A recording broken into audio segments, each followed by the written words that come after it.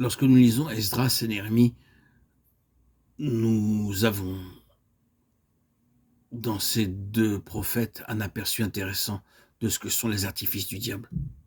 Son premier mouvement, comme on le voit dans le chapitre 4 d'Esdras, fut une tentative de paralyser le peuple de Dieu en provoquant un mélange. Les adversaires de Judas de Benjamin apprirent que les fils de la captivité étaient en train de construire. S'étant approchés, elles dirent « Nous bâtirons avec vous, car nous recherchons votre Dieu comme vous, et nous lui offrons des sacrifices.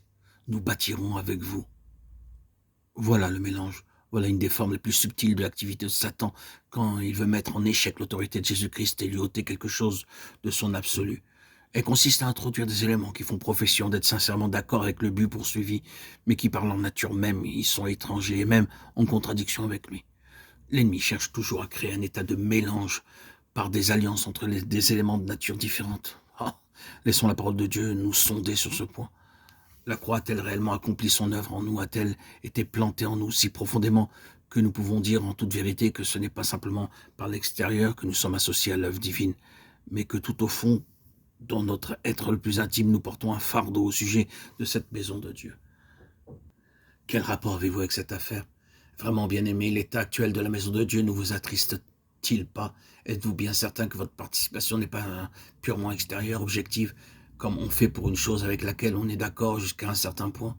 Êtes-vous tout à fait sûr que vous êtes entré dans le vif de cette entreprise, que cette affaire est elle-même entrée en vous, et que dans le tréfonds de votre être, cette maison est l'objet d'une constante, d'une douloureuse préoccupation?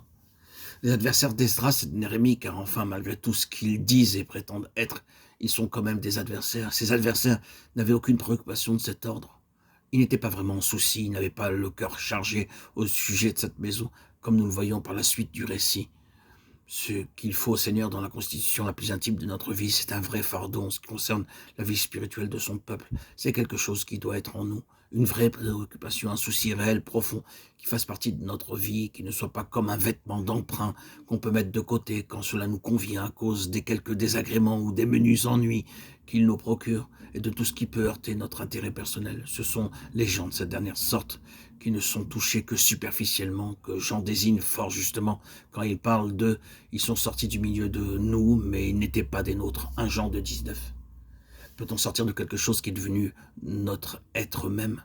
Nous avons peut-être pensé une fois ou deux à y renoncer, à nous retirer, mais quand nous avons réalisé que ce que nous avions peut-être appelé une chose et dont nous allions nous séparer s'est trouvé faire tellement un avec nous, il nous a été impossible de nous séparer de ceux avec qui nous étions associés. Dans le creuset où Dieu nous avait jetés, cette affaire nous avait pénétré de part en part jusqu'à devenir partie intégrante de notre être. Êtes-vous sûr qu'il en est ainsi pour vous? Si c'est le cas, alors l'ennemi ne peut pas faire grand-chose. Mais souvenez-vous qu'il cherchera toujours à obtenir un conglomérat de personnes dont les unes ont un fardeau réel, tandis que les autres, bien qu'elles soient convaincues de l'avoir aussi, et malgré toutes leurs prétentions de servir le même Dieu et de lui offrir des sacrifices, n'ont dans tout cela qu'une préoccupation d'emprunt, sans aucun fardeau réel dans les profondeurs de la personne. Ils ont simplement adhéré superficiellement à quelque chose. Ce n'est pas le Saint-Esprit qui les y a placés. Prêtons un très grand discernement quant aux alliances. C'est quand ces gens-là n'ont pas obtenu ce qu'ils voulaient que leur subterfuge éclate au grand jour. Leur première manœuvre ayant échoué, ils vont essayer d'empêcher d'une autre manière la construction de la maison à grand renfort de menaces et d'intimidation, espérant obtenir quelque chose par la terreur. Ils se concertent pour mettre sur pied un rapport inexact et calomnier les ouvriers, leur prêtant dans la construction de ce temple des intentions de révolte qu'ils n'ont jamais eues.